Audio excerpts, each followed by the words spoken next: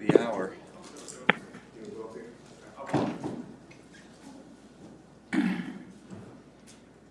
Thank you. Good morning, everyone. I'd like to welcome everyone to the Harnett County Board of Commissioners work session. This is Tuesday, February the 23rd, 2021. I'd like to call the meeting to order. Ask Mr.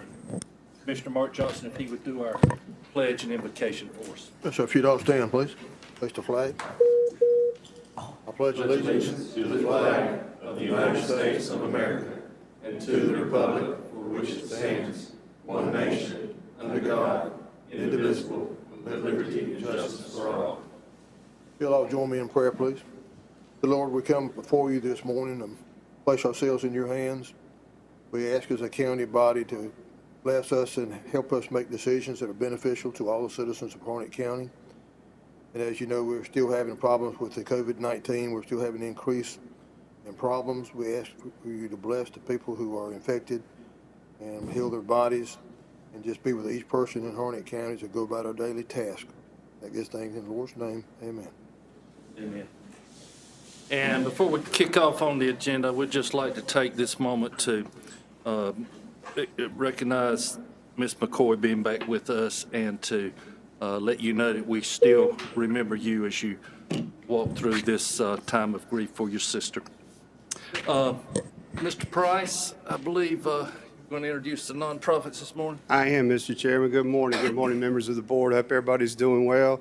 Brian Haney and I will be kind of tag teaming this morning for Paula. So first item on the agenda is your nonprofit annual presentation. And what this is, we've got 5 nonprofits that are, I think, on the phone this morning. I've got Arc of Harnett, Buddy Backpack, Habitat for Humanity, Harnett County PAL, and His Daily Bread. And so what we have done is asked them just to kind of give 3 or 4 minute presentation about who they are, what the organization does, and how they were able to utilize the funds in this fiscal year. So first on the list, I'm going to just go alphabetically. If I do have Arc of Harnett County, either Miss Judy Davis or Pam Anderson, if you're on the phone, could you go ahead and start this process, please?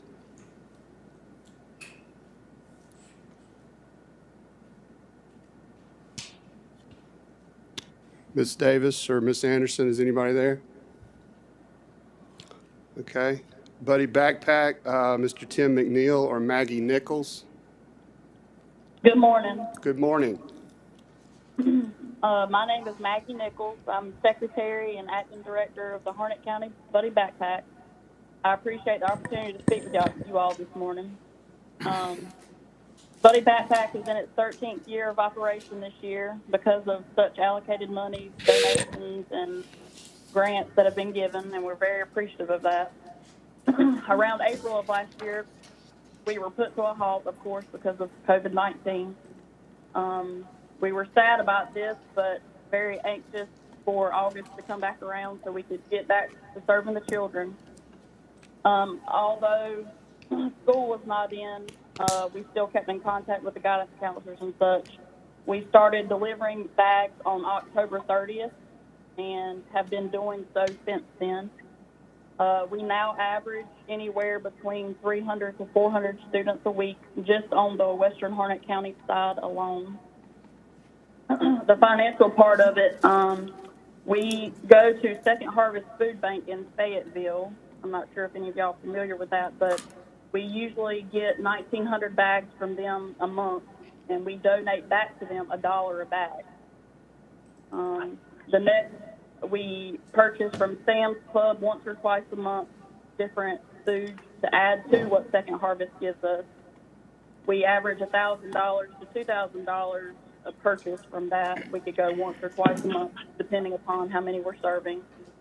We pay for utilities, maintenance, different things on our packing facility, as well as gas and maintenance for the Buddy Backpack truck that we use to pick the food up from Sam's and Second Harvest. Of course, the number of our students continue to grow, as well as the price of food, and we pray that we'll be able to continue to help serve these children of Harnett County. And I appreciate your time. Thank you. Any questions? Any questions that you would have at this time, any commissioners? I will say that I am familiar with this, quite familiar with this program through my association with the school system, and I really appreciate the efforts that these folks make to provide those meals for our students over the weekends. Thank you. Very much so. Thank you, Ms. Thank you. Nichols. Thank you a lot. Next on the list is Habitat for Humanity, Mr. Mike Blackman.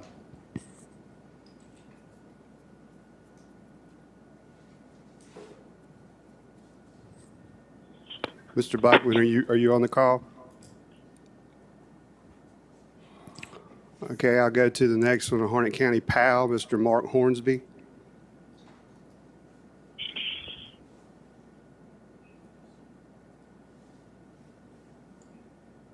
Mr. Hornsby, are you there? Hello? Yes. Yes, sir. Can y'all hear me good? I'm having a hard time hearing. We can somewhat hear you, Mark, not very clearly, but somewhat. Okay. Let me, am I coming in better now? Yeah, that's better, yes. Yes, sir. Good morning, everyone. And I want to start off by thanking every one of y'all for support to our program. Nothing we can do, could be done without y'all, from persons of building and position and everything, plus this grant. This year, as everyone knows, it's been a very tough year for everyone with the COVID. But our PAL program, we have been able to hold our numbers with our kids. Can y'all hear me now? Hello? Yeah, we're still here, Mark. It's Okay. it's a little bit difficult to hear, though. I will admit. I'm gonna try to move to a different area, y'all. I'm sorry. Okay. You trying to step outside? Is this any better? Yes, I think that's a little better. Yes, sir. So with our program, even with the COVID, we've been able to increase our numbers, and we've done it right now. We have over 100 kids in our program. We've been able to do this by staggering our time with our program, having kids come in different days, different age groups, and we've done this without any recorded COVID cases. But we've been able to clean and keep everybody a good distance apart. But the majority of our money this year was spent on our after-school meals, after-school snacks for our kids, and also increasing our new program. We started a new fitness program for kids, and that's where majority of our money went. We took pride in the past of raising our own money at our boxing tournaments and wrestling tournaments, but this year, with the COVID, a lot of our events have been canceled other than our first day. But our budget increased this year from $22,000, I think, to $52,000. And we raised all of that money except for the $7,500 from the county and $3,000 from the town of Limerick. So we're really, with COVID gets better, we're really hoping to increase things and add some new programs. Right now, we have a very diverse program. It's as diverse as one could be within the age, race, everything. We just have equal numbers. So we're really grateful for the help y'all gave us last year in the grant, because we would have had a hard time making it without that money. All right, Mark. Thanks so much. We appreciate all you do. Yes. I'm still having a hard time here. Okay, thank you. Thank you, Mr. Hornsby. I appreciate that. His Daily Bread, do I have Miss Shirley Allen on the phone? If so, you may need to unmute your phone. Yeah, I have. Can you hear me? I can. Good morning. Okay, good morning. And of course, this is Shirley Allen. And first off, thank y'all so much for supporting His Daily Bread through the years. You just don't know how much it helps. But we have been in business for going on 9 years. We moved to the Pope Senior Center about 4 years ago for more room. But we provide a home-cooked meal every Tuesday night with groceries for a week. So, and we're all volunteers, no paid employees. We all do this because this is what we think that we're supposed to be doing. And we purchased our food from the food bank in Raleigh, and also from the IGA in Coast. We buy the fresh groceries to cook the meal on Tuesday nights, and then we get groceries and from the food bank and the IGA in Coast. But we were shut down for about a month after COVID, but we saw a way that we could keep feeding people by still cooking the meal and doing a drive-through, and then delivering into the homes of the older folks. So at present, since we've started doing that, we are feeding about 210 people a week. And that's based on, taking two people and cooking a meal. And they all get the same meal, but they either drive by and get it, or we take it to them. So we have really had, the numbers have grown tremendously since we started doing that. And our biggest fundraiser was our 5K. Of course, we can't do that. We couldn't do that this year. So we're kind of out on our own trying to raise money. So far, we're doing pretty good. But just everything that y'all have ever done for us has gone all to food with people that we feed. Thank you, Miss Allen. Anyone have any Thank questions? Pardon? Thank you. I was just checking to see if any of my fellow commissioners had any questions. We certainly appreciate all that you and your volunteer folks who work with you do to provide these meals, and thank you for your efforts. Well, thank you so much. Mr. Chairman, let me circle back and just make sure that ARC of Harnett County is not on the line. Judy Davis or Pam Anderson. Good morning. This is Pam Rucker Good morning. How are you? with Bonnie Larsh. Okay. And you're with ARC of Harnett County? Yes, we are. Okay. Go ahead and tell us a little bit about your organization. Thank you so much for talking with us. We're the Harnett County ARC, and I'm an ex officio member. Most of you will remember me. We thank you very much for your support in the past years. And I wanted to tell you that we have not had our classes for a while, but we have packed goodie bags for the clients that we have tried to serve.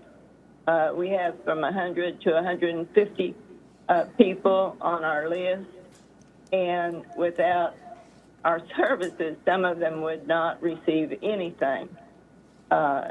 We thank you very much for all you've done for us. We're all volunteers, and we did meet with some of our people twice a week, but due to the virus, we have been unable to do that. So our contact with them has been through the goodie bags and driving to their homes and trying to serve them that way. We do appreciate everything you've done for us for many years, and we continue to want to work with you, and we're planning on working with the recreation and the library departments of Harnett County as soon as we're able to return to our facility. Thank you for listening to us. Commissioners, anyone have any questions or comments? Ms. Lars, we certainly appreciate all you have done through the years. I remember well back to you and your husband being so dedicated, and all your folks who work together to really to provide this opportunity for these citizens. We certainly appreciate your efforts, and I want to commend you for your hard work. Thank you. Thank you. And then one. Have a good day. Okay, thank you. Habitat for Humanity, is Mr. Mike Blackman on the line?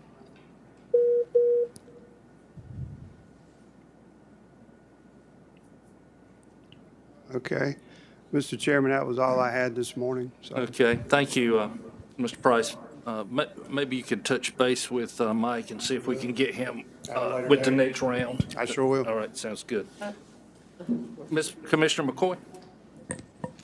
Since you have allowed these organizations to speak, we get a list of organizations. Will the committee have an opportunity to meet on these as well as the others? organizations? Actually, the deadline, I think, was Friday for the new ones that coming in, and yes, we are putting all that together right now, and we'll make you a list of that. So these are the ones for this fiscal year that are just Okay. having that opportunity to come and share how the funds have kind of helped them throughout this year. Okay, well, let me say, before there's any misunderstanding, I understand it now that you explain it to me. Okay? But I realize there are many different organizations, nonprofit organizations that we serve in this county, but the committee is the one that select those that get funded. Yes, ma'am. And part of one of the requirements for receiving funds from the county in the nonprofit funding process is that the recipients of those funds have to present to the board, and that's what Right. what has begun today. And this is just like round one. We're going to continue with Okay, this. Yeah. you answered my question. Yeah, yes. No, that's a good question because it's not just selective. We are going to bring the rest of them in. So thank you for I don't bringing. want no backlash coming I back. got to you. us. Understand. I got you. Understand. Thank you for bringing that up. I think they just decided not to do them all at one time. Yeah, I think that's right. That's right. Thank you. Okay, moving to the next item on the agenda, Board of Election Space Needs. Mr. Haney? Yes, I'm here to introduce this topic today. You received a letter from the Board of Elections on February 3rd asking to meet with you to discuss their space needs. And today we have Board of Elections Director Claire Jones in attendance, as well as Board of Elections Chair Tony Spears and Board of Elections member Betsy McCormick. And I believe some additional members have joined via the phone. So I will turn it over to Claire, and then we are here to help answer any questions you may have. Thanks, sir. Ms. Jones?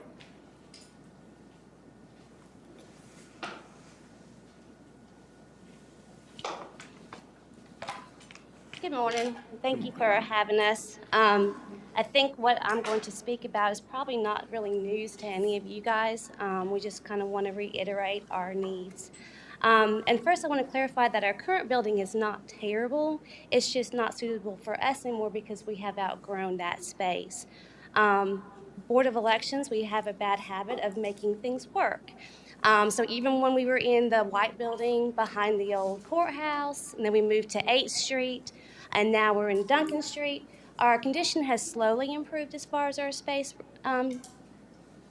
accessibility, but we still need more to accommodate all of our supplies, our functions such as board meetings, trainings, and voting.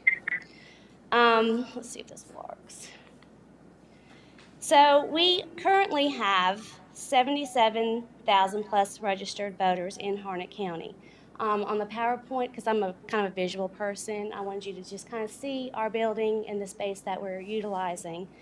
And actually, in December 2020, we had finally hit over 80,000 registered voters. But every 2 years, we do a list maintenance, so that brought the number back down to 77.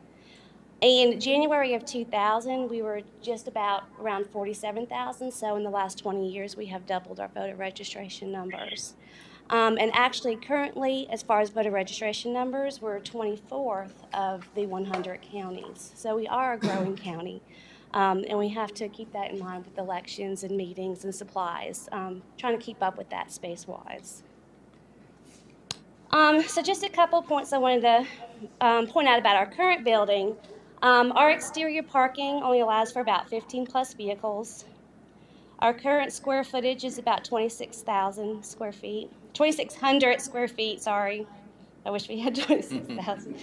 And the room that we were currently using for meetings and voting was only 250 square feet. So naturally that's crowded anyway. COVID, expedited that issue. So we had to reach out to other buildings to use other locations.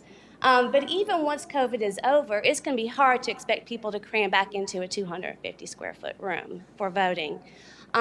We used to have a board of 3 members, and now we have 5 members.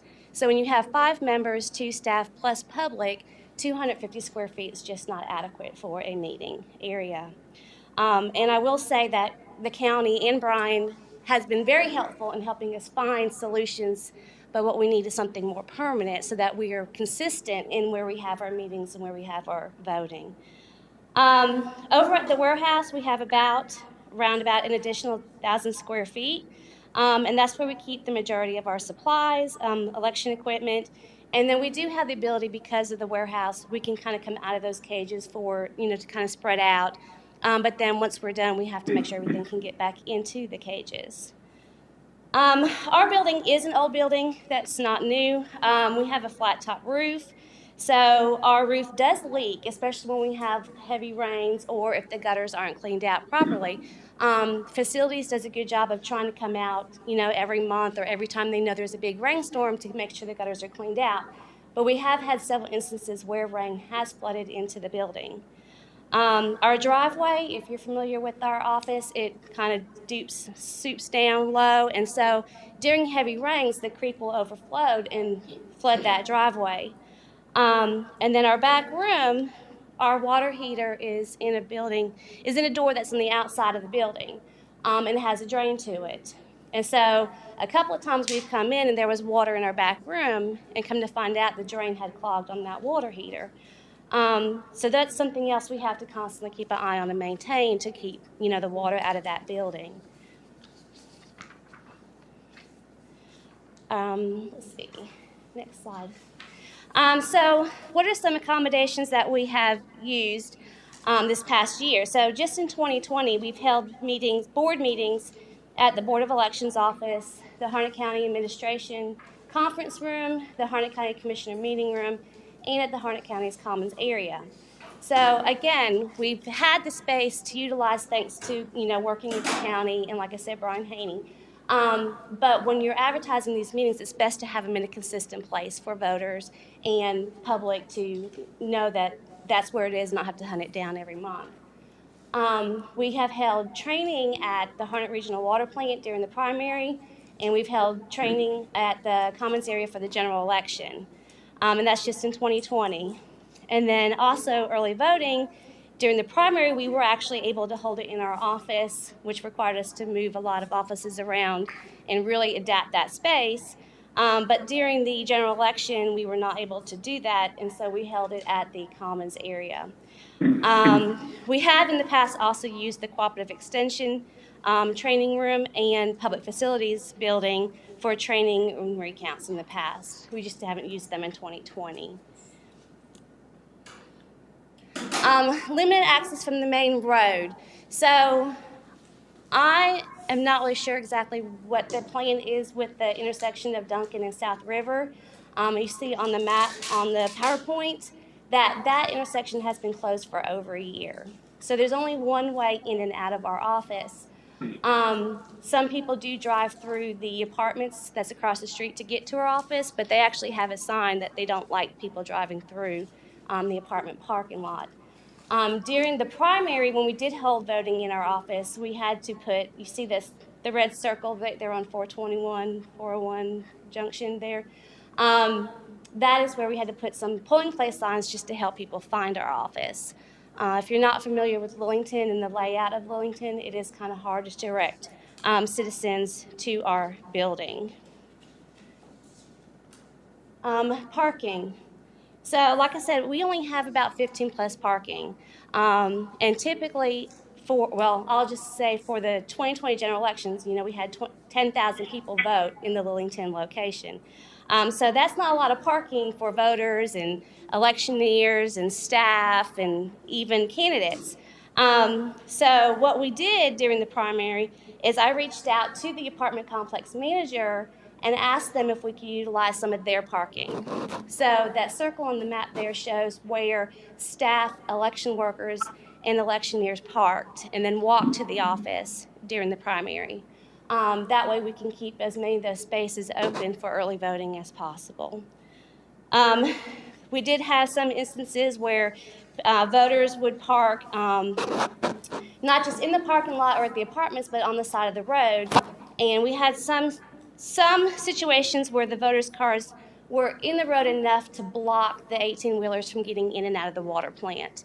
And that caused a little bit of issue there as well.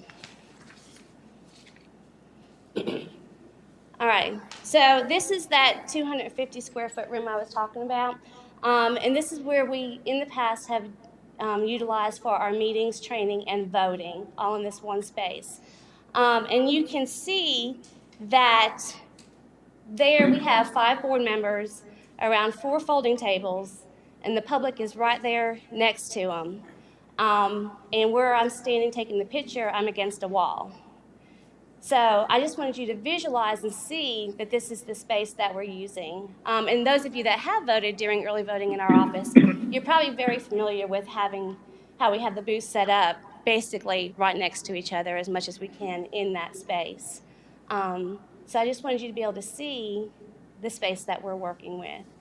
And having 5 members and social distancing, this is a reason why we have reached out to Brian to find other places for board meetings. We do have limited storage area. At our office, we keep security items because we have, security at our office. So we do keep like the ballots, the laptops, those things stay with us on our person. On election night and before election, the chief judge does pick up and drop off supplies at our office. And unfortunately, this does fill up all of our open areas in the office, and it heavily congests our hallways. Unfortunately, I did take some pictures during the primary. I wanted to show you what our building looked like on election night. But I didn't realize after a while my phone would delete the attachments. So I don't have those, that's my fault. But I wanted you to see, here I had a picture of the cages. And so the majority of our supplies are in the cages at the warehouse. And we do have, there's a lock there, there's security, of course, at the warehouse. But we have to make sure that our supplies remain under climate control and security with limited access.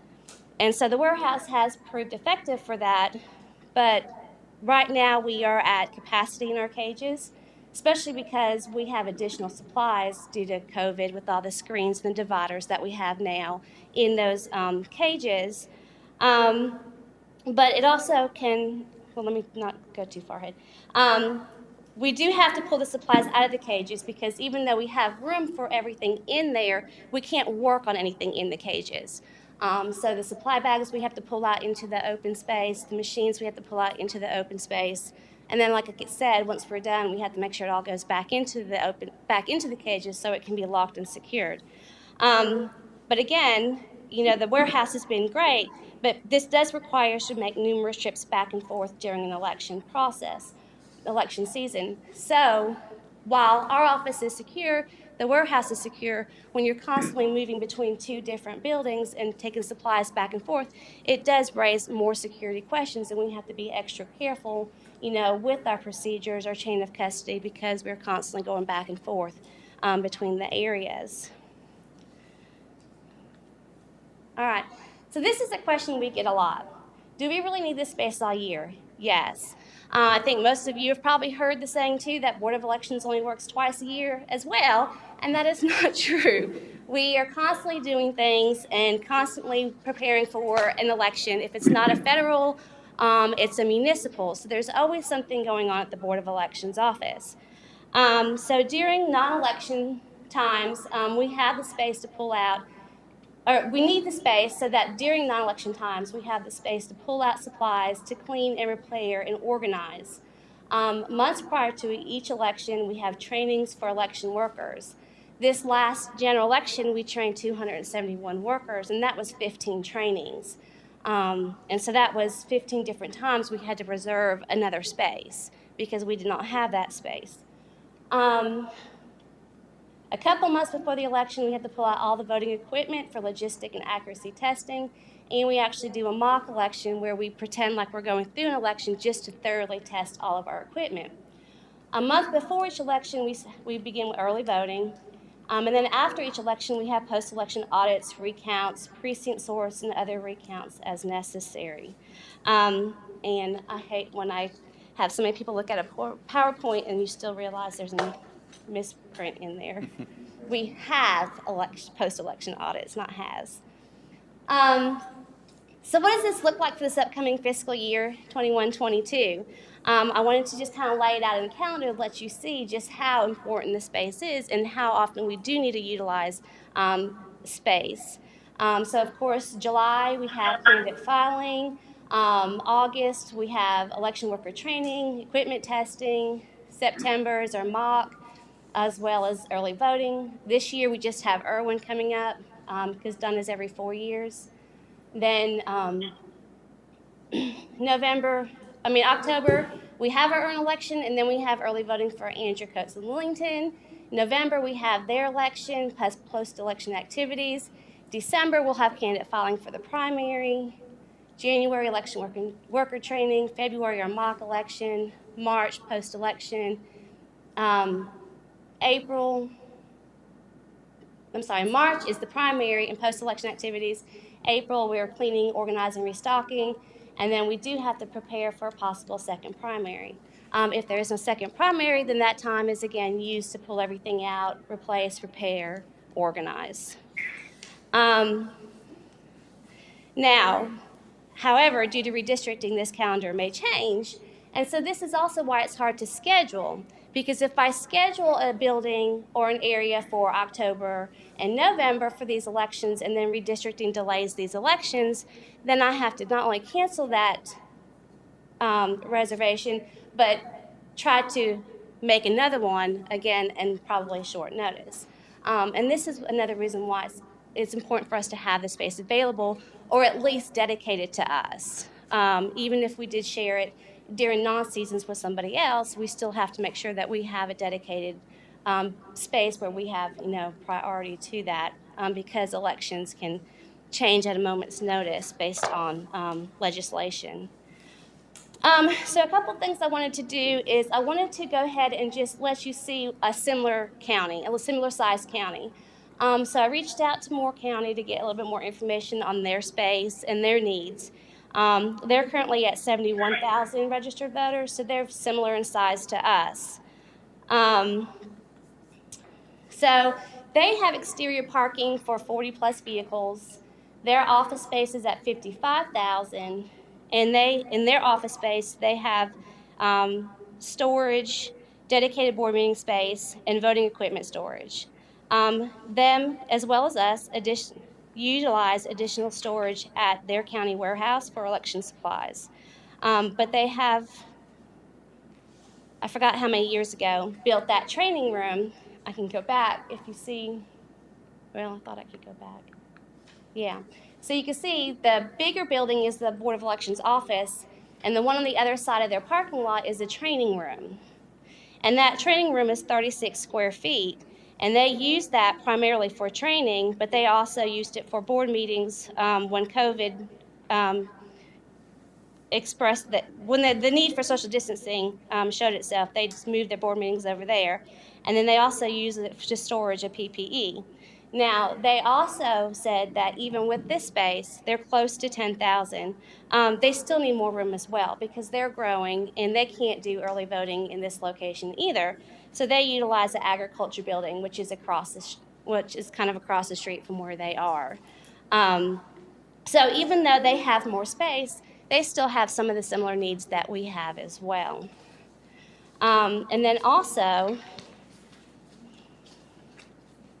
I wanted to I didn't want to just say, okay, we have a problem, we need you to fix it. I wanted to kind of throw out some options, and I'm sure there's more. Brian and Paula have mentioned looking at other options, but we could not come to you without at least proposing one solution. And so one of those solutions would be probably the old Harnett County Library. Again, there may be another option now, or you may decide to build later, but we do need a solution now. So whether this library could be a short-term or a long-term solution, is kind of yet to be determined, but it definitely would work for both. The current Harnett County Library, and with them moving, I haven't actually been over there, so I'm not as familiar with the room sizes and the layout of the library, but I do know that they have exterior parking for 45 plus vehicles. Per the GIS website, there's 13,000 square feet of interior space. So with that space, we could store all our supplies under one roof. We could have a dedicated space for board meetings and a larger area for early voting. We have received a federal HAVA grant that does allow us to use it for to improve security. And we could do that to the current building that we're in or to a new building. And so that would allow us to install walls to secure voting equipment and supplies if necessary, new doors or locks, security systems, or cameras. So even if the library does need a little bit of work, if it's security related, that's something that, you know, we may have some funds to help cover that. So again, talking about like a short-term solution, if the board sees potential, which I think the idea to get all the county offices in this one area is great. But if you guys did decide to build a building, and if you did do it through a CIP program, that could be 7 to 10 years down the road. And we still have to hold elections for the next 7 to 10 years. So if this is a short term, it would not cost the county as much if we can supply the funds to make what improvements we can. If the board has other ideas in mind, I mean, that's fine. It's something we're here to talk through with you guys, but we wanted to at least say that, you know, there is one option that we have identified in the county. And with that, I don't have anything else to add. I do have my board chairman, Tony Spears, here, board member Betsy McCormick. They may like to add something. And on the line or watching, I do have the board chairman, Lynn Coker, and members Steve Blackman and James Curran. And they may want to speak as well, I'm not sure. Thank you so much, Ms. Jones. Does anybody that's here with her have anything you would like to say?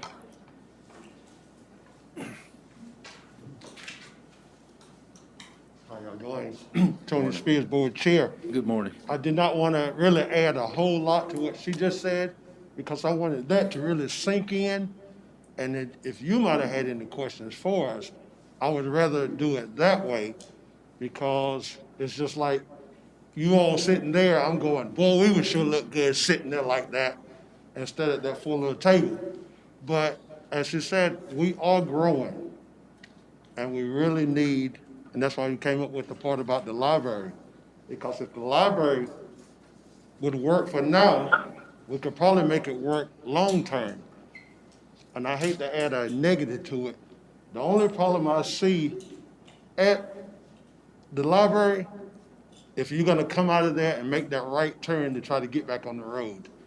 So that's something I already said. We're gonna have to put signs up saying, turn the other way and go back to the light. So that's the only thing I see negative about that right now. But I would rather be in a better place than to be in the holding chambers that we're in now. Thank you. Thank you, Mr. Spears. Yes, Ms. McCormick.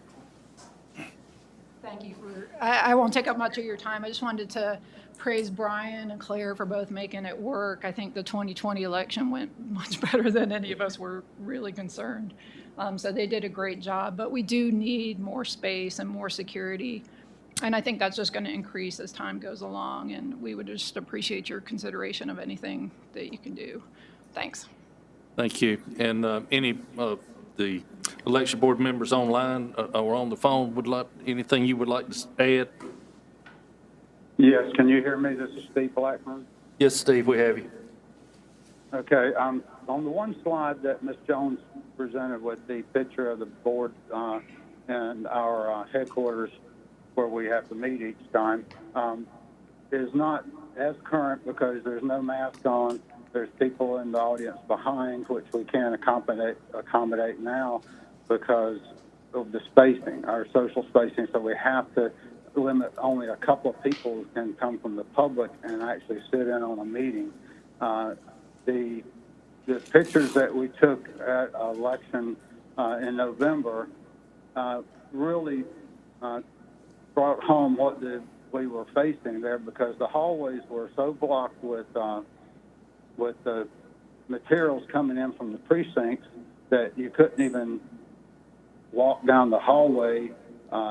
By fire code, we're not meeting any of these things. That, if we look at it for no other reason but the limitations that, and if the fire marshal came in, we would not fare very well. This facility, I feel like, has outlived its life. It's not a nasty, dirty facility or anything that we can't work out of, but if you look at those tables, those are the little 5-foot folding tables, and that's what we work from. And then we got folding chairs that we sit in, the metal folding chairs. And then our public, when they visit, they get the same type of chair, and it's not adequate. And I've been on the board for about 3 or 4 years now, and we've kind of been working this among us for a while now, and we've decided to bring it to your attention. And my suggestion would be, if and the director and the chair are there, and I'm not, but I would suggest that if the Board of Commissioners could come and make a site visit at some point that's convenient for you, I think you would be able to see at least maybe a better picture of what we're facing, because we used to meet in another little tiny room adjacent to this, but then as the board grew, that was not practical at all. Plus, it never accommodated the public either. That's something we need to think about, because, you know, we are open to the public in most cases during our meetings. So I just want to say thank you for listening, and hopefully you'll see some of the concerns that we have. But I would like to make an invitation, maybe I'm out of line, but for the board to come and visit the headquarters there. Thank you very much. Thank you. Appreciate you sharing those comments. Any other board members, Board of Election members would like to share with us this morning? Hearing none. Commissioners, any questions you would like to ask these folks while they're here? Comments? Well, thank you so much for coming. We certainly understand the need, and we will work with Mr. Haney, Mr. Price, and Ms. Stewart, and certainly see as this new building has opened here, it has maybe offered some options that we can consider going forward, and we will certainly be discussing that. So thank you so much. Thank you. Okay, moving to the next item on the agenda, appraisal of the Veterans Service Building. Mr. Haney, I believe you have this one. Yes, and just as a point of clarification, obviously with the opening of this building, as you just mentioned, the Board of Elections will begin next Tuesday, actually meeting in the training room downstairs. So we are working to accommodate that. Obviously, their current space is not ideal, but we've been trying to work through that for several years, and we'll provide an update at the appropriate time. And we certainly appreciate that information, and it was obvious from their comments that y'all have really worked hard to accommodate their needs, and I'll speak for myself, but I think that my fellow commissioners will agree. We appreciate that cooperation. Thank you. The next item, I'm here today to discuss the disposition of the now former Veteran Services Building at 817 South 8th Street, Lillington. The building is currently vacant following the transition of Veteran Services to the Harnett County Resource Center and Library. We received an offer to purchase the property on October 14th, 2020 at a price of $121,150, which was the tax value, with $12,000 in earnest money. I brought that offer to the Board of Commissioners at the time and was instructed to obtain an appraisal for the property. We engaged Tom, Keith, and Associates to appraise the property, and they provided their report on February 15th, 2021, appraising the property at $125,000. We have evaluated the property internally and do not believe it is of any use to the county in terms of housing staff. As was mentioned earlier, the master plan, the goal of that is to move departments to this side of the river around the campus. That site actually was the previous site of the Board of Elections before they moved to the current location. I am here today to present the offer and the appraisal and to ask what your pleasure is in terms of moving forward. Thank you. Any questions for Mr. Haney regarding this information?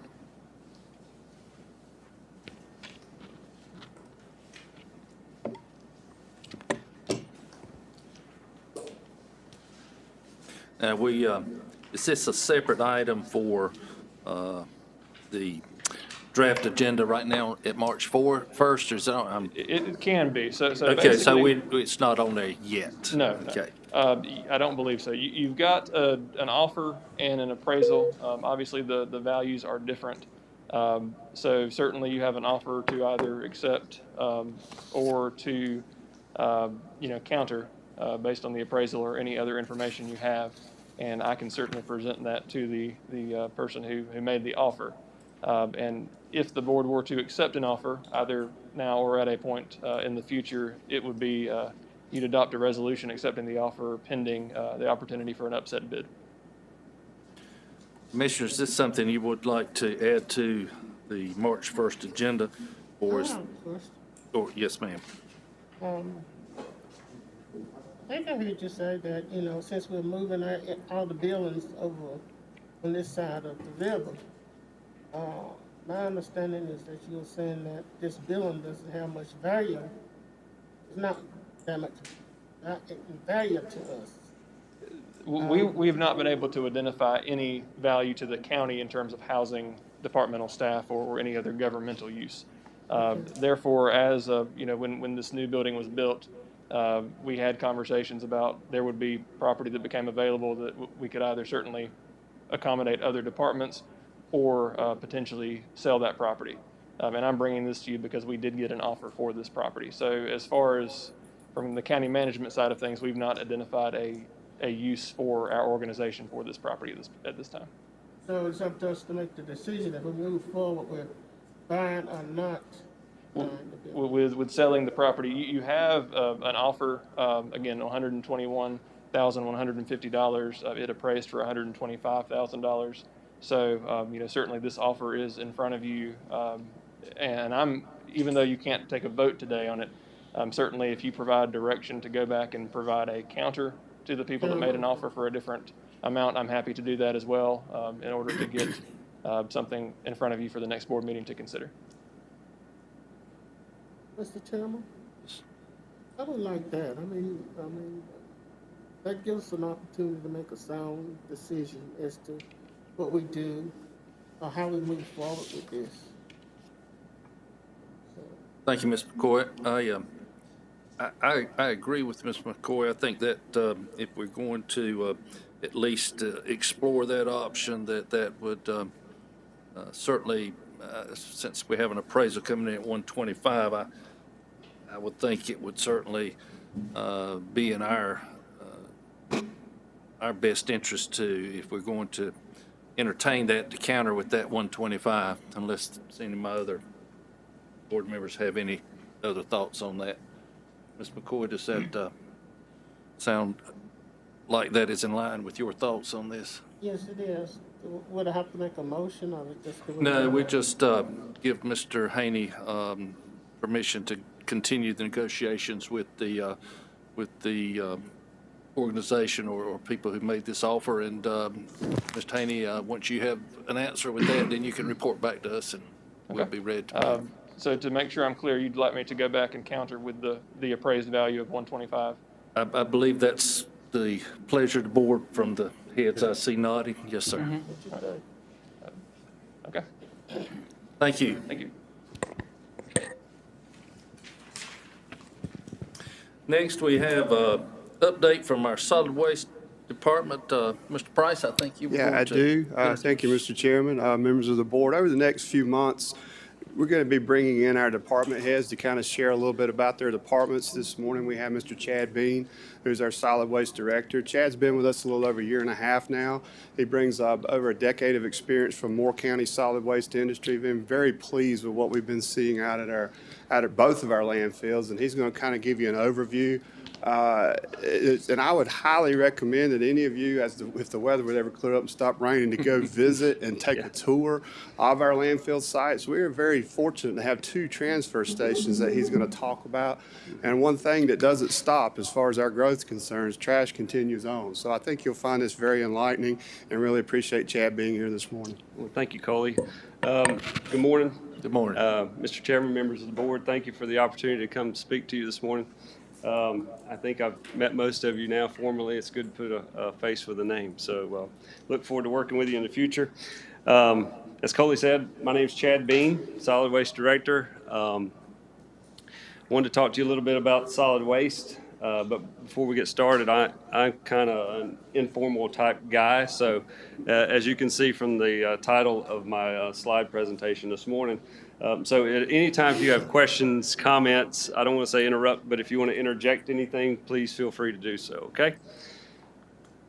All right, so in looking at solid waste, I made an outline. This is more for me than it is for you so that I'll stay on track. But we're going to talk about our mission statement. We're also going to look at our organizational values and goals. We're also going to look at overview of the solid waste department and the facilities itself. Then we're going to take a look at the current fee structure and budget. Also solid waste tonnage, data and trends over the last 5 years or so. And then we're going to briefly talk about some of the special events and/or programs that Solid Waste Department is involved in. And then, of course, looking ahead, some people call it challenges, I call it opportunities. So let's get right into it. The mission statement, we want to be an innovative and responsive organization that aggressively provides environmentally sound and fiscally responsible waste management, all while educating the public on responsible long-term waste management practices and systems. So what does that mean? We want to be effective, we want to be efficient, and we want to do it all in an environmental friendly manner, and of course, still provide customer service to our citizens. Some of those values overlap with what I just spoke about. Stewardship, you know, we want to be environmental friendly. We want to be good stewards of the environment. Customer service, one of our top priorities is we want to make it easy for our citizens to dispose of waste, to dispose of it in a proper manner.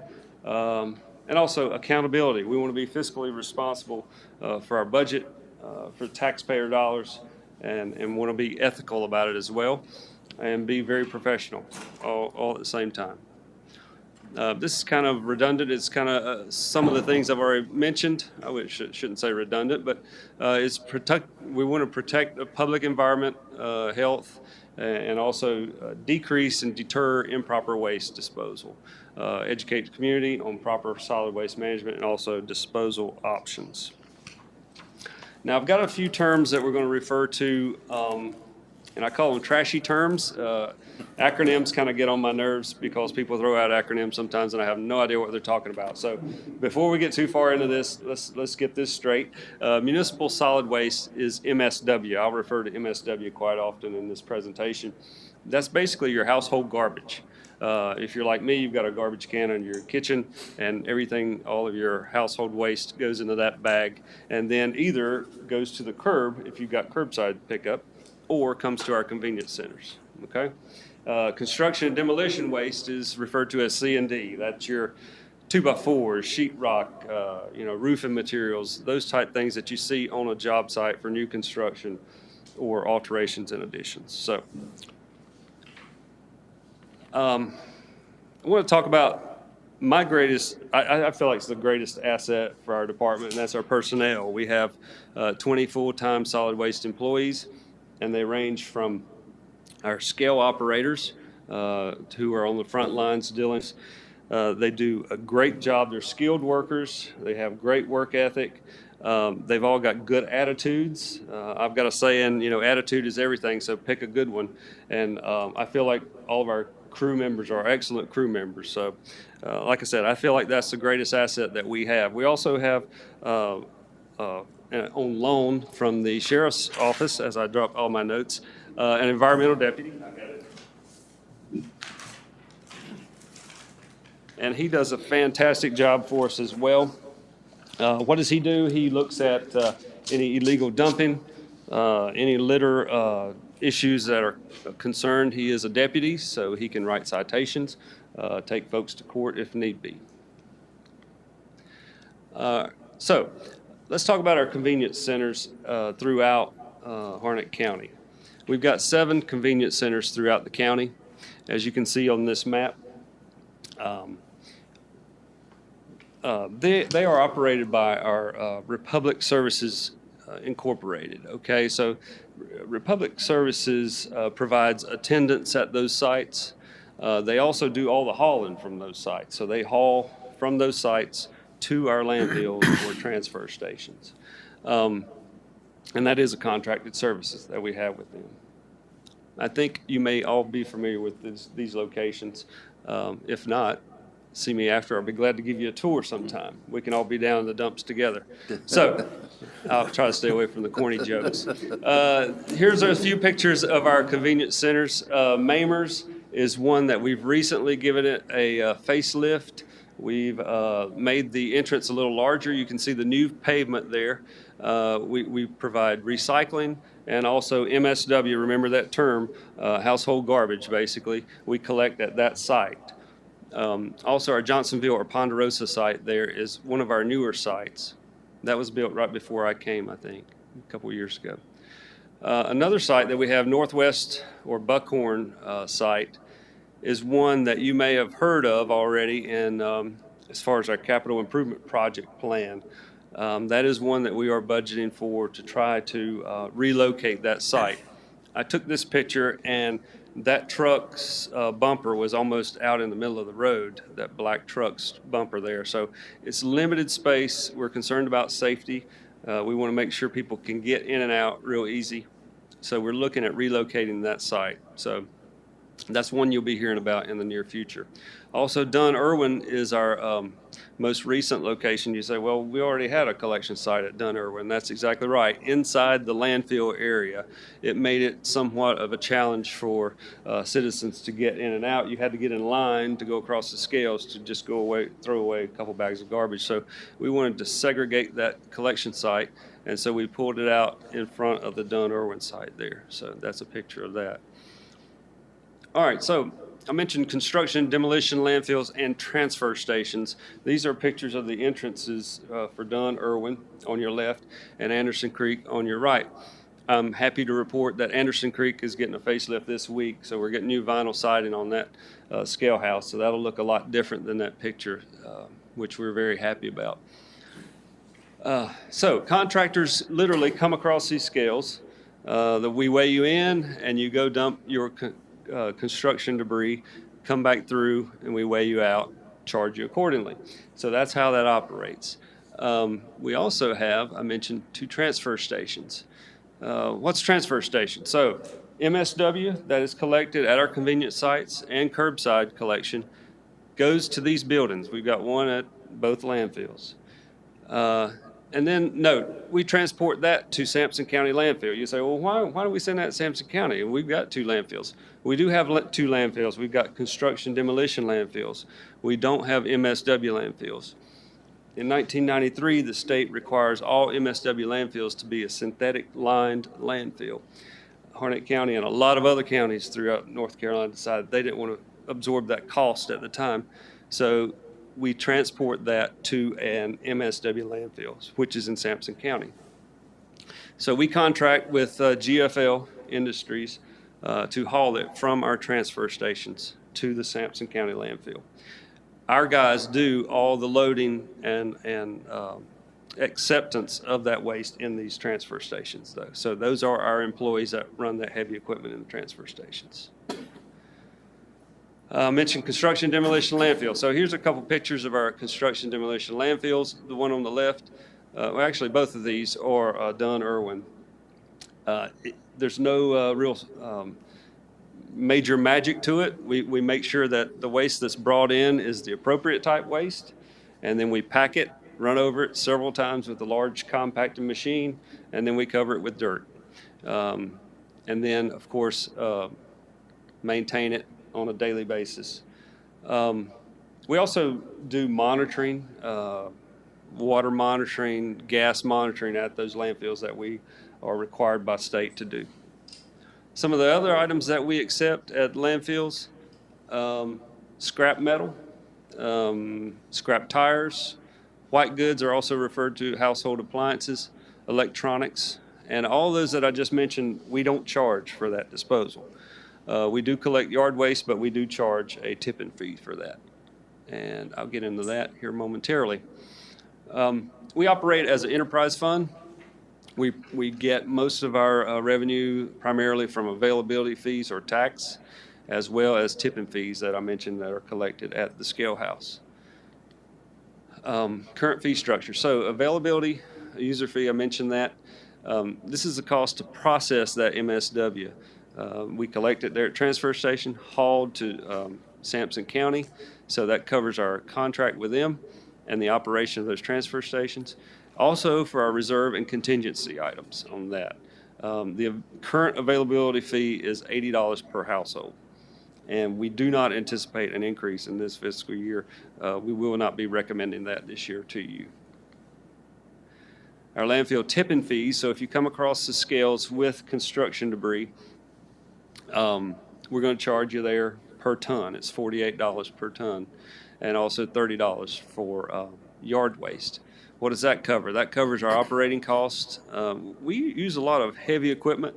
You know, when you go to replace a piece of equipment at a landfill, it's not a $30,000 piece. It's a $400,000, $500,000 piece of equipment. So it's to build our contingency, our reserve, capital costs, and also the state charges us a $2 per ton tax that we bring in. So for every ton of material we bring in, we have to pay $2 to the state for that as well. So major expenditures I just mentioned. We have two categories: staff services that we do in-house. We operate those landfills, transfer stations, manage all of our, white goods, yard waste, mulch, scrap tire recycling, all those type things that we do in-house. That covers those costs. Our largest number, though, is our contracted services for Republic Services, which operates our convenience centers, does all the hauling. And also our largest expenditure is with GFL. So all of your household garbage that's going to Sampson County, excuse me, is our largest expenditure. We do have other things, scrap tire cost, and then miscellaneous items, calibration of scales, those type things. So where are we at the last 5 years or so with tonnage? I've got two lines again. I tried to break it down just real simple, MSW and C&D material. You can see the large increase we've had.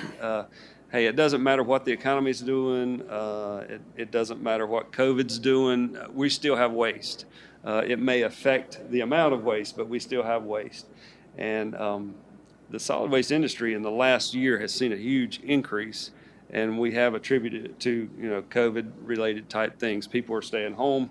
They're remodeling their decks, those type things. If you know, like me, try to go to Lowe's and buy some lumber, it's hard to find even lumber anymore. So you can see our numbers have increased. I'm not going to go over those because I can't see them and I dropped my notes. But if you have any questions after, I'll be glad to talk to you about that as well. But I'm thinking it's around 10,000 tons more in the last 5 years or so, which is substantial.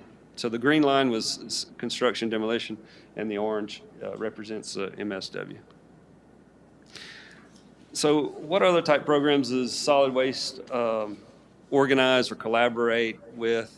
We have a household hazardous waste event each year. What is household hazardous waste? It's chemicals, it's cleaners, it's paint that we normally can't take at the landfill. And if you're like me, you want to clean out that garage at least maybe once a year and get rid of some of those items. And this provides that service for our citizens. And it provides that service. It's free for our citizens. And I think it's a nice event that we have, and we're looking at probably expanding that to maybe 2 years. Every twice a year. That's what I want to try to say. About twice a year we want to have that. So COVID kind of pushed us a little bit forward this year in our scheduling of that. We also work. Keep Harnett Beautiful is a great organization that we're really getting our feet wet and getting some momentum with this organization. And thanks to Ashley, who has been a trooper in this organization. And we're doing litter sweeps, getting the community involved. We want to do education outreach programs and get in those schools and get out to civic groups and talk about litter and be a little bit more proactive as soon as maybe some of the restrictions and COVID issues kind of go away. And we work closely, I mentioned, with the environmental officer who can write citations for illegal dumping and that type thing. Most of it is roadside litter, so we do have a good partnership with NCDOT as far as picking up any items and that type thing along the road shoulders. This is a picture of our household hazardous waste event that we had this past November. We had around 300 cars come through, so we were happy to see that kind of response. We had it in front of the health building, which worked out really well. And also a couple pictures of our litter sweep events. DOT provides all those bags, and we have picker-uppers and vests and those type things that we really want to encourage folks to pick up. We're actually having an event coming up, and the date escapes me. I should have this in front of me, but coming up in April to where we're going to challenge families. We're not going to have an organized collection event, but we're going to challenge families to get out in certain areas in front of their homes or just streets that they deem as need to be cleaned up type situation. So, and we'll provide all those services and all the pickup and, all the bags and all the picker-uppers and safety vests and those type things. So we're going to try to make that a challenging event and get more people involved with that. Okay, so future challenges, and like I said, I call them opportunities. We're looking at expanding our landfills. New sales. What is a sale? So that's an area that as you grow your landfill, you look at adding roughly a 5-acre expansion tract that adjoins with the landfill. You're not going outside of the boundaries of the landfill. So when you say landfill expansion, the citizens should not, get all excited and say, they're coming outside the boundaries of the property. No, we're staying right within where we're permitted to have our location, and we go in and do all the construction ourselves. We prepare those, the site. We have all the equipment to do it, manpower, and the skills to do that. So we do that expansion ourselves. We'll get permits from the state and those type things. And we look at, we're looking at expanding both Dunn Irwin and also Anderson Creek landfills in the next year and a half or so. Probably before that, but I don't want to jinx myself. We're evaluating our convenience centers. As I mentioned before, we've already made some improvements to some. We're going to continue to do that. And also, we're going to continue to address the illegal dumping and littering. I know we're working closely with Commissioner Nickel about that and as well. So I'm glad to see support from the board on this as well. So we're getting the community involved more with this. And also, we're tapping into some programs that are already there. The SWAT litter bug program that the North Carolina Department of Transportation already has. We're trying to get that word out as well. We're also renegotiating contracts that I mentioned before with GFL Republic Services. We're evaluating our equipment for replacement schedules, and also, of course, we're preparing for the fiscal year 2022 budget. We don't foresee any recommendations, as I mentioned, to increase tipping fees or availability fees for next year. And I know I flew through that pretty fast, but if you have any questions, be glad to try to field those at this time. Commissioners, any questions for Mr. Bean? Mr. Chairman, I have a question, a statement. Mr. Bean, I toured Dunn Irwin plant, and I really was impressed with the organization you have out there. You did a fantastic job. Went to the Anderson Creek landfill. It was very nice also. One of the questions I have is, I know personally where people deposit refrigerators and that kind of stuff and mattresses beside the road. If a citizen sees that now, do you have a way of somebody picking that up, and what number would they call? Yes, sir. We usually work with DOT on that because it usually falls on the right-of-way, which is their responsibility. And we do have contact information with them, but for the record, they can contact me if they want, and then we can get those resources out to pick it up, or our guys can pick it up. But it's really DOT's responsibility since it is on the road right-of-way. But for the record, we can put my contact information in there and go from there if you like. And thank you for your comment. Okay, all right. One more thing on tires. Mm-hmm. You ground and recycle the tires? It's a good question. We don't do it, but Central Carolina Holdings does. Okay. And that is located in Harnett County. It's one of the very few scrap tire recycling facilities in North Carolina, so we're fortunate to have it right here. Good to know. Yep. Mm-hmm. Good to know. And I appreciate your litter sweeps. I've taken part in a couple of those and do an excellent job. Looking forward to participating some more. Great, thank you. We Yes, sir, appreciate thank you. Appreciate it. Any other questions? I have Anyone one. else? Commissioner McCoy? This is Commissioner McCoy. I want to ask you, when will you all schedule another shredding Good for the question. county?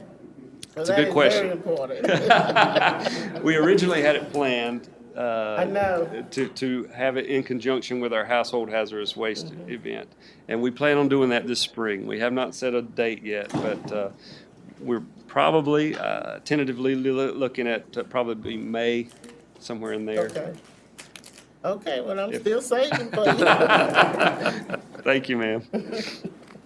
Just one question that I have. Where do we stand at the present time with the current life expectancy, if you will, of our landfills? Good question. So we have plenty of room to grow. Harnett County has a lot of land at our landfills. We have over 200 acres, I think, we just purchased at Anderson Creek.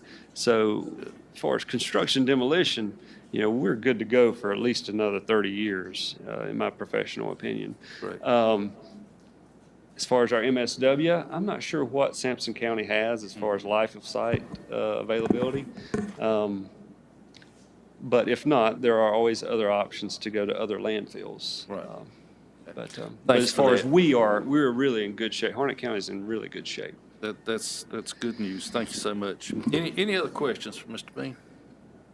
Thank you so much for sharing with us this morning. Very informative, and we appreciate your efforts in leading that department, and especially your positive outlook on trash.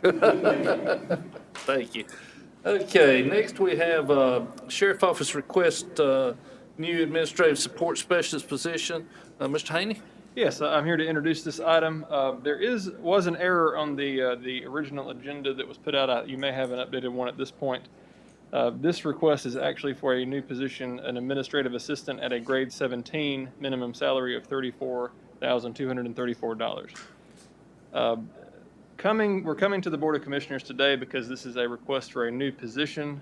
Typically, these are asked for during the budget process per fiscal policy, but Paula and Kimberly have been working with the sheriff over the past year to understand the need, and they feel like it's a need that cannot wait until July.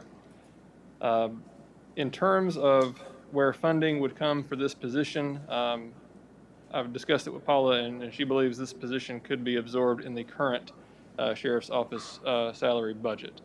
With that, I know Sheriff Coates and Major Gary McNeil are here to discuss this item. I'll let them in. Certainly, thank you.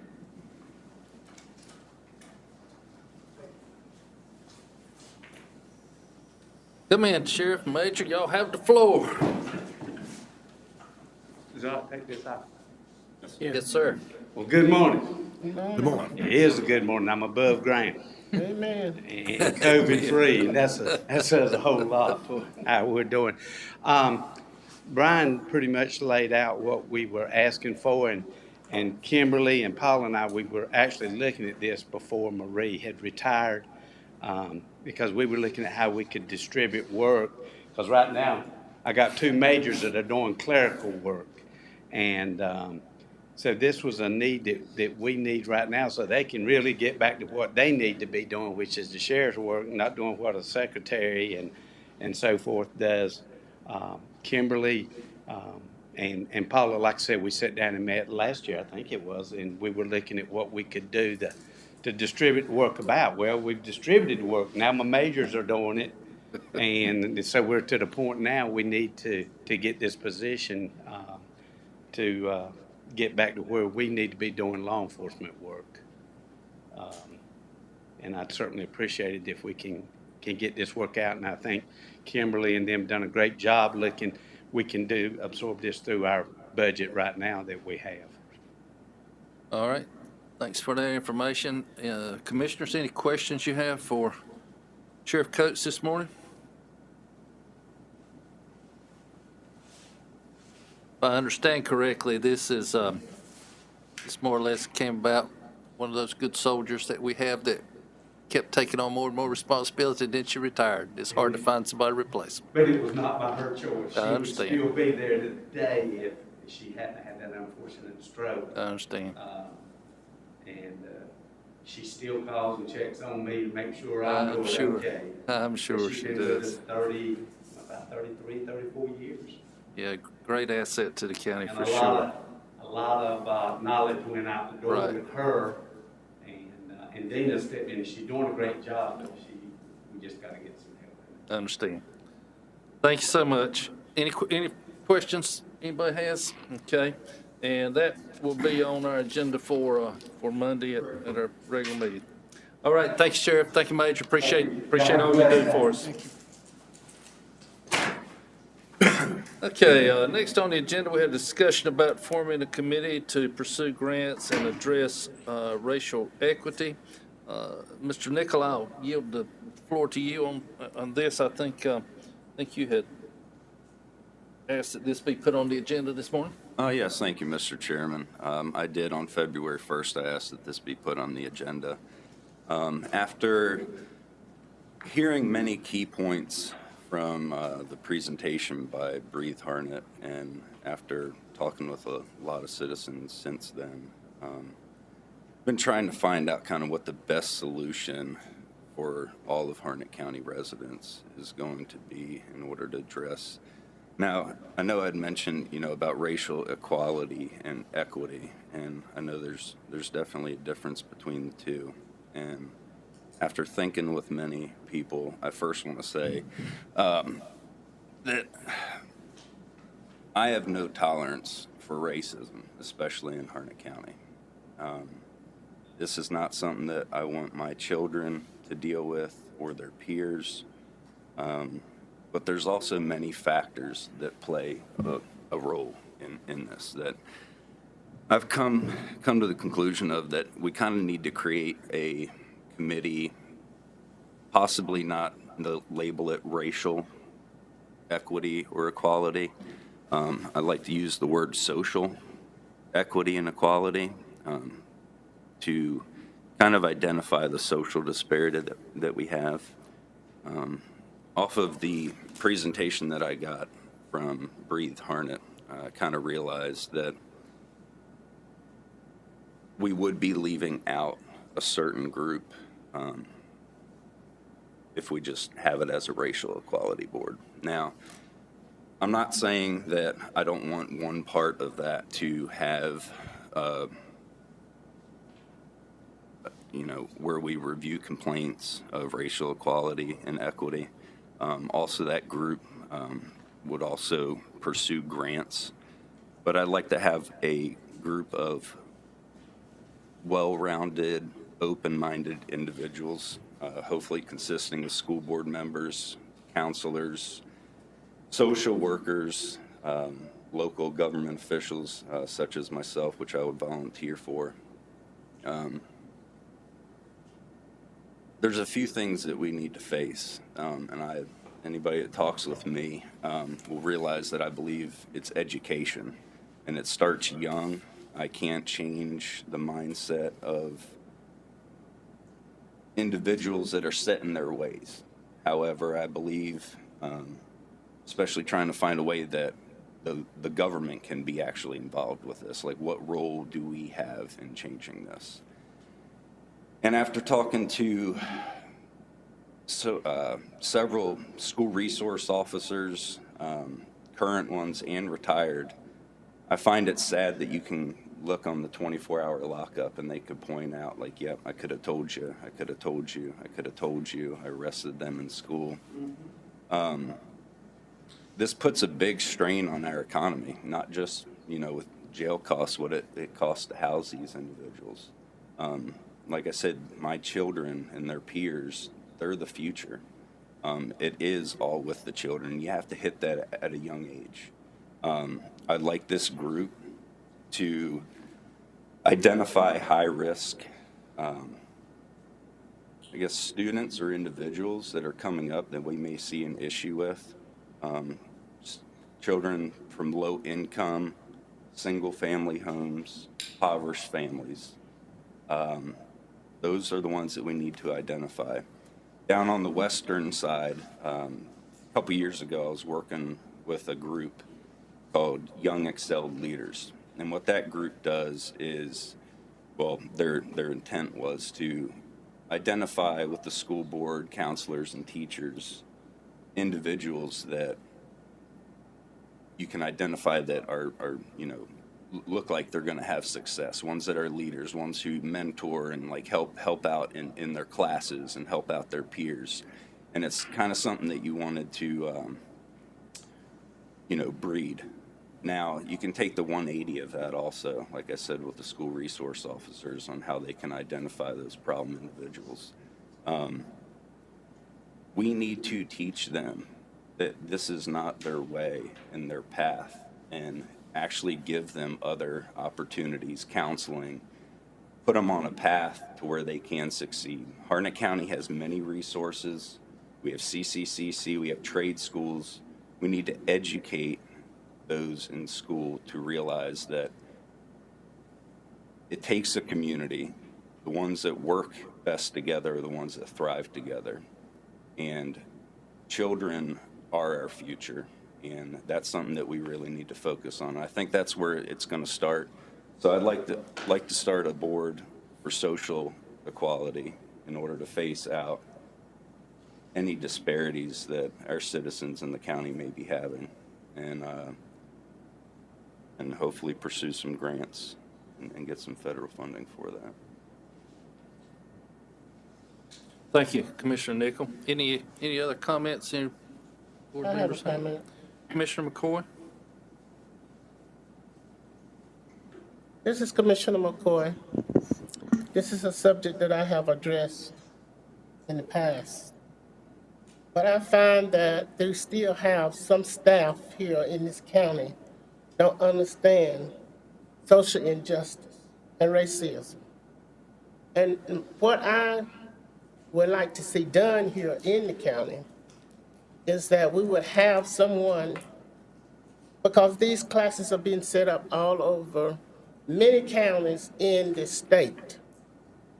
A lot of people don't recognize it because they have never faced it. But it does exist. Until you understand how to deal with it, I don't see how we're going to be able to address it.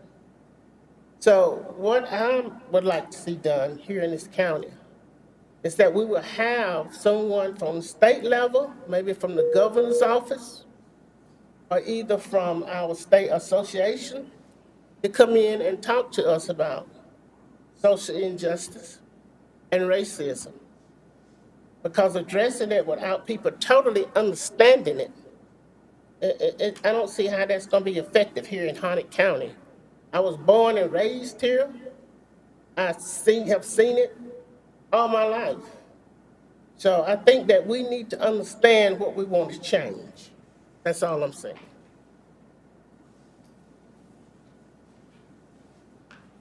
Thank you, Commissioner McCoy. Any other comments? Questions? Hearing none, and hearing no further comments, based on the earlier comments from Mr. Nickel and Ms. McCoy, would Mr. Nickel, would you and Ms. McCoy be agreeable to sitting down together and maybe beginning to brainstorm a plan moving forward? I wouldn't mind. 100%. 100%. Yes. Well, let's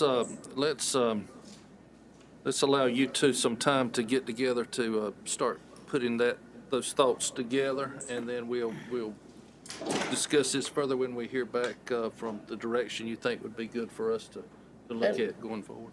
I do propose this, that I have discussed this with our county manager. So I would love to, I would propose that we have Mr. Nichols myself and some of the staff, Okay. because I do believe that we need the education here. Amen. And I think that that's the first start. Mr. Price, Mr. Taney, will y'all talk with Ms. Stewart when she comes back and maybe touch base with Mr. Nichol and Ms. McCoy, and let's figure out the best way from the county administrative side for participant in that group or participants in that group as we start the planning. No problem. We made Okay. note of that. We'll be glad to do that. Sounds good. Thank you. Any other comments or anything anybody would like to share on this topic? Okay, I believe the next item on the agenda is the proposed change in the Board of Equalization and Review bylaws. Mr. Appel, Mr. Christopher Appel, a senior staff attorney. Yes, good morning. Good morning. And I just came from the eye doctor, so my eyes are a bit dilated, so I'm going to try to read my documents here. I apologize. So I had this proposed resolution in speaking to Commissioner, some of y'all about possibly expanding the Board of Equalization and Review. Under statute 105-322, y'all, the previous board had adopted a resolution to create this board. It's currently a 5-member board. Each commissioner has the opportunity to nominate one individual to that board. So what this resolution does is, under statute, it does allow you to set up the board how you want to. So there's no limit, there's no minimum or maximum on the number of individuals that can serve on this board. And so what this resolution does is it expands it by 2 additional members to take it to 7. And it will be effective upon adoption, and it has to be adopted by the first Monday of March. So you all, if you want to move forward with this, will have to adopt on March 1st. So what this does, it just amends the current makeup is what you see on this proposed resolution. So you have the effective date and duration, again, be effective upon adoption and will stay in effect until either further revised or rescinded. Again, membership will be 7 board members, each having 1 vote. And also, because that will change the quorum, so change it to 4 members will have to constitute a quorum. Under appointment of members, and I do have to discuss this part with you. So as of right now, when it gets adopted, the way it's written is just you as the board, the commissioners will have the opportunity to nominate 2 individuals to go ahead and get these 2 seats filled. One thing you didn't think about is thereafter, and the way it's kind of worded is how the board wants to handle those additional nominations going forward. So, under the current board, each one of you nominates 1. So now we have these 2 additional ones, and how you want to handle that going forward, whether you just the entire board has a chance to put an additional nomination on top of the 1 that they're required to do. I can leave that up to you, or however you want that to be handled. But I need to make it a little bit more clear of, once we get the 2 members on here and we reach 7, what do we do once those terms run out? Right, and thank you for that, Chris. And before I share my thoughts on your question, let me just say that I'm sure commissioners probably remember I brought this concern up, a concern of mine a little bit earlier, in that, and we have our good tax administrator here today who might could share some light on that as well. But a little bit concerned about trying to be proactive, if you will, with the reevaluation concluding, and while it may not transpire like I'm thinking it might, I guess I'm a little bit concerned about maybe reevals, people's evaluations increasing, the number of appeals increasing. And of course, anybody, I think the company that we're working with will initially hear those, but anything that they can't settle on ends up going before the Board of Equalization. We have some folks that have been a part of that board for a while who are stepping aside, and talking with some of those folks who have been part of that board for a while. I don't think the last reevaluation, but one prior to that, they had a number of appeals where they were having to deal with. So that's the reason I asked Mr. Appel to look into this. I would like to see us add 2 at-large positions, meaning it doesn't have to come from any specific district, but two at-large positions that, and my suggestion would be that we have those folks to go through the application process like we do all our other positions, and then the board as a whole would make a decision on who to appoint to those two spots, if that makes sense. Okay. Any other comments or questions from my fellow commissioners? Mr. Chairman, I think to be equitable, and I agree with the application process, but if at all possible, I'd like to see one person from the eastern part of the county and one person from the western, or you can do it the northern part or the southern part. I think we ought to get away from the north and south divided by the river thing. Let's start looking at east and west. Yeah, I do appreciate those comments, Mr. Witherspoon. I'm a little bit, and of course, Mr. Appel can certainly weigh in on this. I'm a little bit concerned about how we might delineate that. I think we as a board certainly could take that into consideration as we look at the applicants and decide, what direction. I don't know that it needs to be in the bylaws, but I think we could as a board, we could say, this is what we want to strive for. That would be our goal. Yes, Right. I agree. Yeah. Thank you. No issues with that.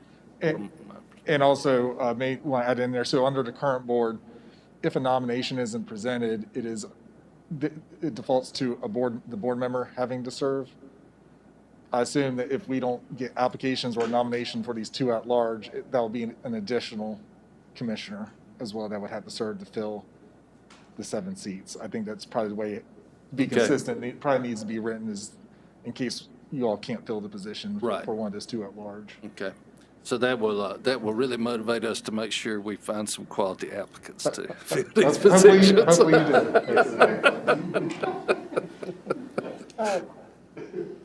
Commissioner McCoy. I just want to say that I think we're moving in the right direction simply because of the reval that we're doing.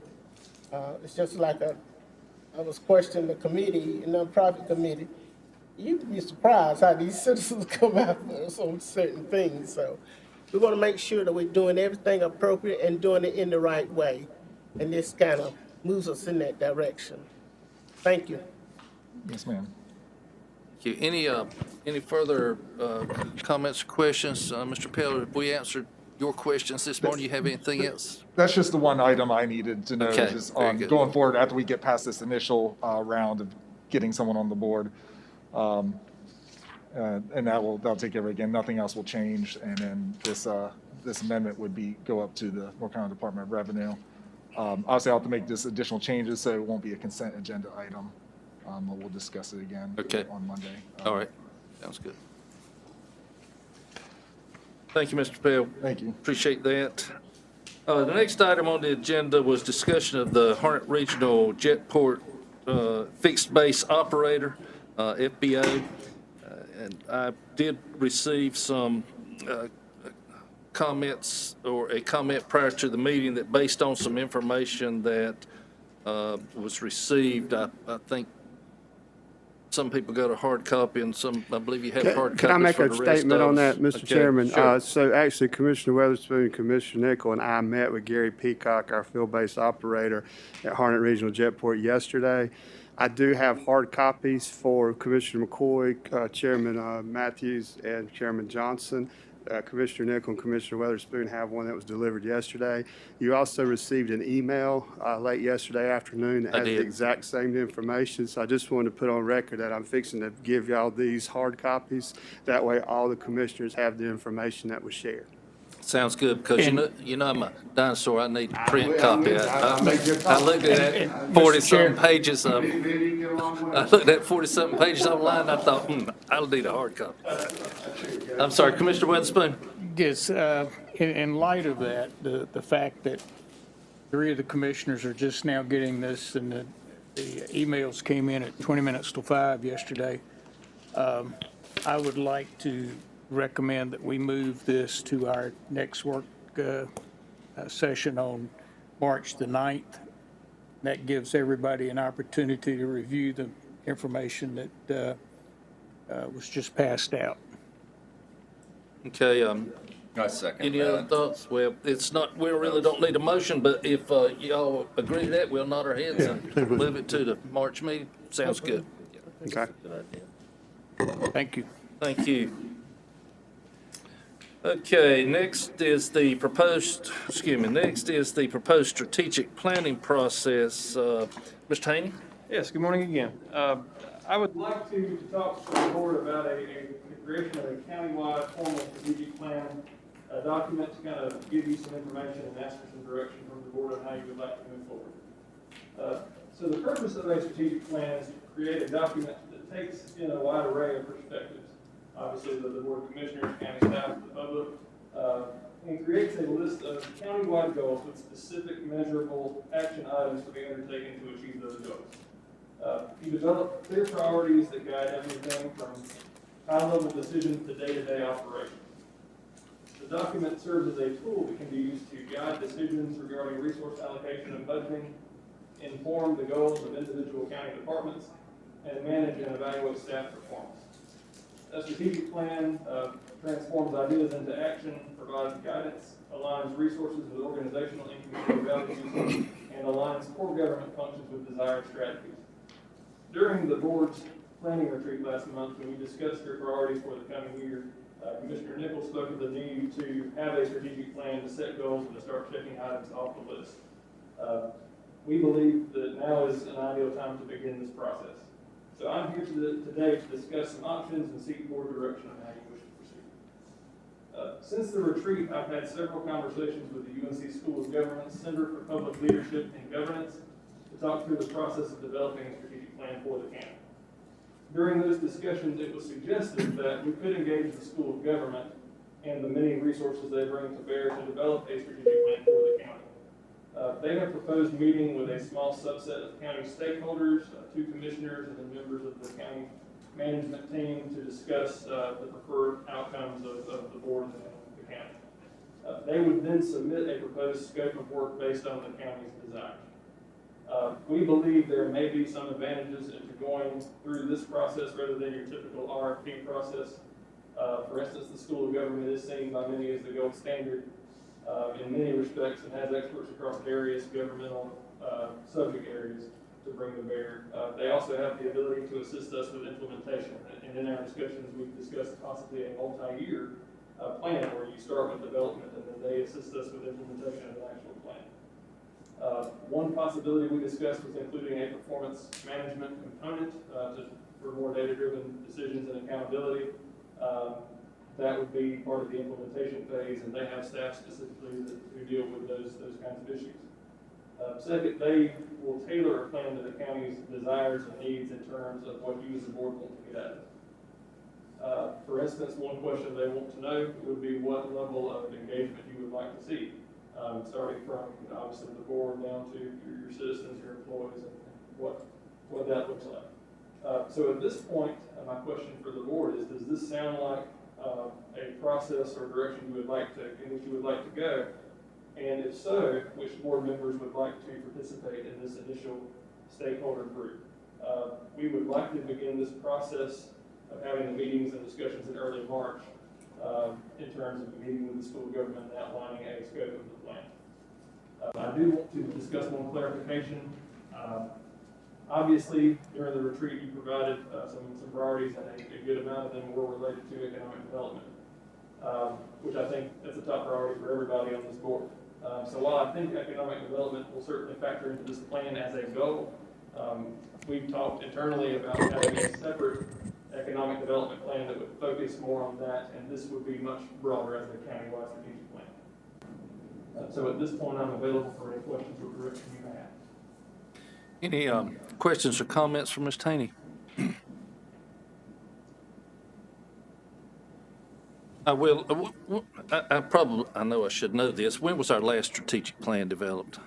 It's been quite some time. We had a countywide land use plan developed in 2015. And right, I remember that. Plan, but it was not, that's not what I would call a strategic plan. Okay. We do not have a current document that we're operating in. Okay.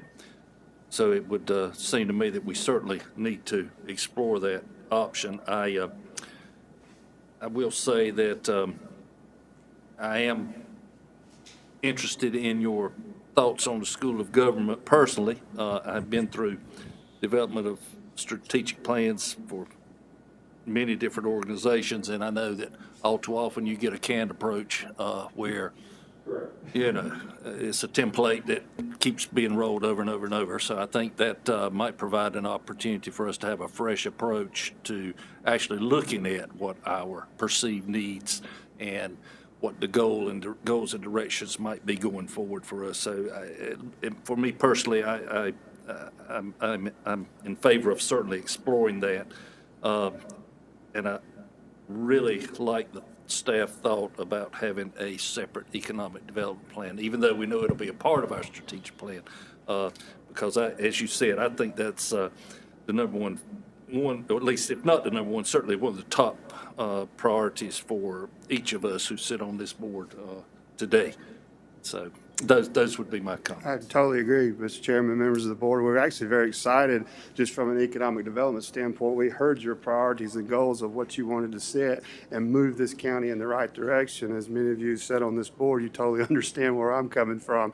So over the upcoming weeks, you will see some consultants come in and start meeting with this board and kind of lay out a plan of action and a game plan about what you would like to see this county grow into. So as Brian said, if we feel if we keep that separate, that will be a tremendous asset for us moving forward. So thank you. Thank you. I don't mean to dominate this discussion. Anyone else have anything you would like to add or share? Or? I just want to put it out there that I would volunteer for that. Thank you, Commissioner Nickel. And that's true. I think you needed a couple. Do we have another? Johnson would do it. Mr. Johnson, Commissioner Johnson, Commissioner Nickel will have volunteered to be a part of those initial discussions. Is that agreeable with everyone? And obviously, I will coordinate with you all about schedule and set something up, and then once we have those discussions and they submit the proposals, that'll come back for the whole board. Thank you. Okay, anything else on this topic? Thank you, Ms. Taney. Excuse me, Commissioner McCoy has. The finding of information that you research and find, will this information be transferred to the Economic Development Committee? It's just... No, this is a strategic plan for the county. For the county. Yeah, but if it's I understand what it is. And but will that information of the strategic plan for the county be transferred over to, no, not transferred, let me say it right. Shared with the Economic Development I would Committee. imagine, in terms of a stakeholder group for this plan, they would certainly be a stakeholder group. That's what the board would like to see. Obviously, we're looking at a separate strategic or economic development plan. I think sometimes in the past, we couple that into other plans that may get lost. So we don't want that to happen here, obviously. But yes, they certainly could be a stakeholder group for this strategic plan. Thank you.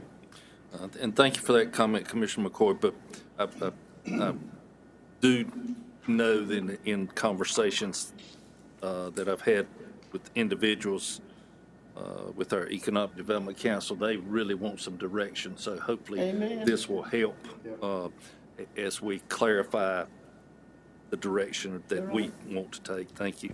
That's correct. Thank you, Mr. Taney. Okay. County Manager's report, Mr. Price, Mr. Haney. Okay, so if you will look at your draft agenda for March 1st, I'll go through that and make sure you're comfortable with those items. So the items on consent, I assume you're comfortable with moving forward with on consent, the Harnett County Board of Commissioners to revise the Special Board of Equalization and Review with what you talked about with Mr. Appel. I believe he said that would need to be a separate item. We'll have a point because I got added in a line about future. You want to pull it to an item on the agenda? Yeah. Okay, all right, okay. All right, so as you look through at the end, Harnett County Sheriff's Office requests approval of new administrative assistant position grade 17. The salary level, new position would assist the administrative division of the Sheriff's Office. I think everybody was comfortable with that. We're leaving that on consent. Okay, and then I heard the board nod about let's take off the fixed-based operator and put that on the work session for March 9th.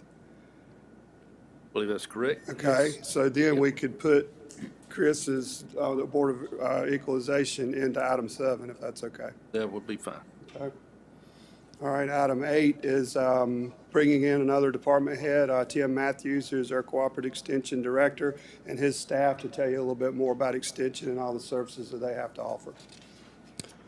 And then you just have the county manager's report and any new business. Fairly light. I think one additional item, if the counter proposal for the property offer you received for veteran services, if that comes back, that can be added to the agenda as a discussion item as well. Okay, you were just going to counter that between now and. I'll reach out. Yeah, Okay. depending upon how quickly you get an answer for that. With Okay. that, yes. Okay. And Mr. Chairman, you are caught up on your committees and boards right now, so you're in pretty good shape there. And you have your upcoming meetings there beside you as well. So that is all I have at this time. Brian, is there anything else that you got? Thank you, Mr. Price, Mr. Haney. Any questions for these gentlemen? Okay. Commissioners, thank you for your hard work to fill those vacancies that existed on our various boards and committees. That's exciting to know that we're pretty much caught up, as Mr. Price said. Thank you. Okay, I believe we need to go into closed session. Yes, sir, Mr. Chairman. I move the board go into closed session for the following purpose: to discuss certain personnel matters. And this motion is made pursuant to North Carolina General Statute, Section 143-318.11A6. Thank you, Commissioner Nickel. Do we have a second? Second. Thank you, Commissioner Johnson. All in favor say aye. Aye. We'll be moving to closed session.